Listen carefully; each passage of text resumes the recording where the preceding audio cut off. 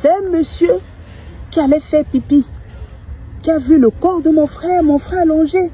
Il respirait à peine par la gorge, par la grosse veine coupée. Il a crié que voilà le général qui est ici en train de mourir, on a tué le général, machin et tout. Et les gens sont venus, on l'a transporté à l'hôpital, on dit le dernier souffle, c'était... Bienvenue sur Alexander Inches. Sur cette chaîne, on parle d'actualité, on parle des faits divers, des choses qui se trouvent sur internet et on donne notre point de vue. Donc, si vous êtes nouveau sur la chaîne, je vous prie d'abord de vous abonner et de cliquer sur la cloche de notification pour ne plus manquer de nos prochaines vidéos si ce genre de contenu vous intéresse. Avant de commencer toute chose, je vous prie de regarder la vidéo jusqu'à la fin parce que le message qui est contenu à l'intérieur de cette vidéo, il est vraiment très crucial. Donc, regardez jusqu'à la fin.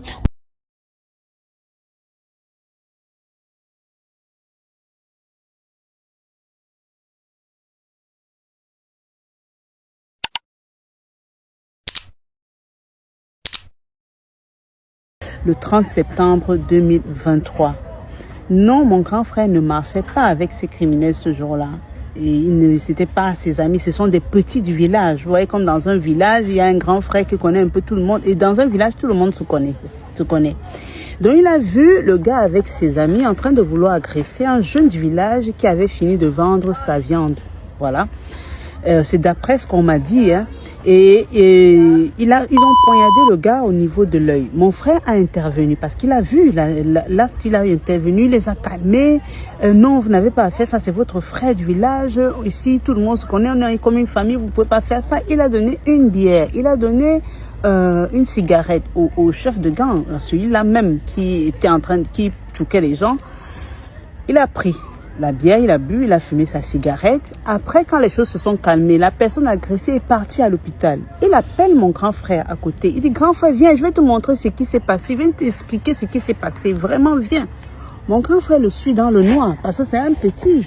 Il ne peut même pas imaginer que le petit peut faire quelque chose comme ça ou bien, voilà. Et lui aussi, quand il partait, son intention était également de peut-être le recalmer, le raisonner. Le petit l'appelle comme ça, il le tchouk. Et le tchouk de partout avec une bouteille cassée. Même les parties intimes, la grosse veine du coudon, c'était comme son corps était comme une passoire. Quand il a fait ça, il a fui. C'est un monsieur qui allait faire pipi, qui a vu le corps de mon frère allongé. Il respirait à peine par la gorge, par la grosse veine coupée. Il a crié que voilà le général qui est ici en train de mourir, on a tué le général, machin et tout. Et les gens sont venus, on l'a transporté à l'hôpital, on dit le dernier souffle, c'était par là. Pourquoi ça me choque déjà que c'est un crime, tout acte aussi crapuleux est choquant. Mais c'est que le gars est sans scrupule, il sent, c'est-à-dire qu'il est sans remords. Moi, j'étais en prison quand je suis allée pour les funérailles, pour le deuil, parce que tout était, comprenez, sur ma tête. C'est l'unique garçon de ma mère.